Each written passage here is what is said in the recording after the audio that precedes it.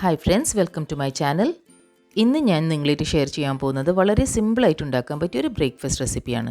അപ്പോൾ വീഡിയോയിലേക്ക് പോകുന്നതിൻ്റെ മുന്നേ എൻ്റെ വീഡിയോ നിങ്ങൾക്ക് ഇഷ്ടപ്പെടുകയാണെങ്കിൽ എൻ്റെ ചാനൽ സബ്സ്ക്രൈബ് ചെയ്തിട്ട് ഒന്ന് സപ്പോർട്ട് ചെയ്യണേ. അപ്പോൾ ആദ്യം തന്നെ നമുക്കൊരു ബാറ്റർ റെഡിയാക്കി എടുക്കണം. അതിനുവേണ്ടി ഞാനിവിടെ ഒരു അര കപ്പ് അവിൽ മിക്സി ജാറിലേക്ക് ഇട്ട് കൊടുക്കുന്നുണ്ട്. അടുത്ത് ഞാൻ ഇതിലേക്ക് 1 കപ്പ് റവ ചേർത്ത് കൊടുക്കുന്നുണ്ട്. റവ വറുത്തതോ വറുക്കാത്തതോ ഏതായാലും യൂസ് ചെയ്യാം. ഇനി ഇതൊന്ന് അരച്ചെടുക്കാൻ വേണ്ടിയിട്ട് ഞാൻ ഇതിലേക്ക് 1.5 കപ്പ് വെള്ളം ചേർത്ത് കൊടുക്കുന്നുണ്ട്.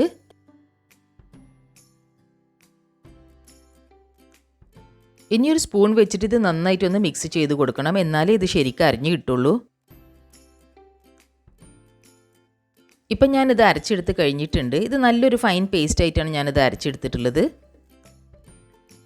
ഇനി ഇതിലേക്ക് 1/4 കപ്പ് തൈര് ഞാൻ ചേർത്ത് കൊടുക്കുന്നുണ്ട്. ഞാനിവിടെ അധികം പുളിയില്ലാത്ത തൈരാണ് എടുത്തിട്ടുള്ളത്. വീണ്ടും ഇതൊന്നുകൂടി നന്നായിട്ട് അരച്ചെടുക്കാം. നല്ല ഫൈൻ പേസ്റ്റ് ആയിട്ട് തന്നെയാണ് ഞാനിത് അരച്ചെടുത്തിട്ടുള്ളത്. ഇനി ഇത് നമുക്ക് മറ്റൊരു ബൗളിലേക്ക് ഒഴിച്ചു കൊടുക്കാം.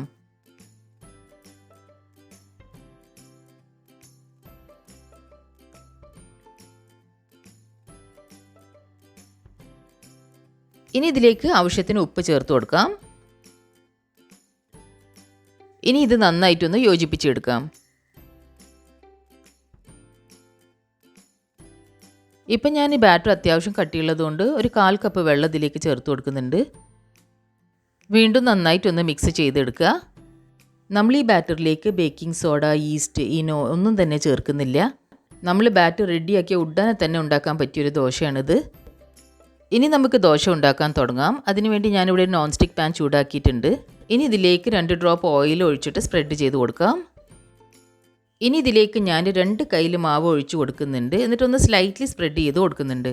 ഒരു മീഡിയം ഫ്ലെയിമിൽ വേണം നമുക്കിത് ചുട്ടെടുക്കാൻ, എന്നാലേ ഇതിൻ്റെ മേലേക്ക് ഇതുപോലത്തെ ബബിൾസൊക്കെ വന്ന് കിട്ടുള്ളൂ. ലോ ഫ്ലെയിമിൽ വെച്ചാൽ ദോശ നന്നായി കിട്ടൂല. ഇപ്പോൾ ഇതിൻ്റെ മുകൾ ഭാഗമൊക്കെ ഡ്രൈ ആയി വന്നിട്ടുണ്ട്. അപ്പോൾ ഇതിലേക്ക് നമുക്ക് 1 ടീസ്പൂൺ ഓയിൽ ഒഴിച്ചു കൊടുക്കാം. ഇനിയൊരു സ്പാച്ചുല വെച്ചിട്ട് ഓയിലൊന്ന് എല്ലാ ഭാഗത്തും സ്പ്രെഡ് ചെയ്ത് കൊടുക്കാം. ഇനി നമുക്കിത് മറിച്ചിട്ട് കൊടുക്കാം.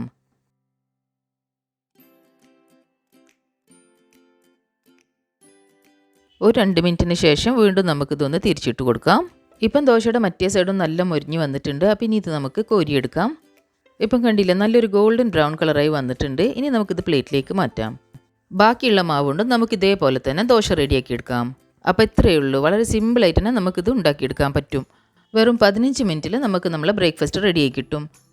അപ്പോൾ നിങ്ങളെല്ലാവരും ഈ റെസിപ്പി ട്രൈ ചെയ്യണം. എന്നിട്ട് നിങ്ങളുടെ ഫീഡ്ബാക്സും സജഷൻസും ഒക്കെ എന്നെ കമൻറ്റ് ബോക്സിൽ കൂടി അറിയിക്കണം.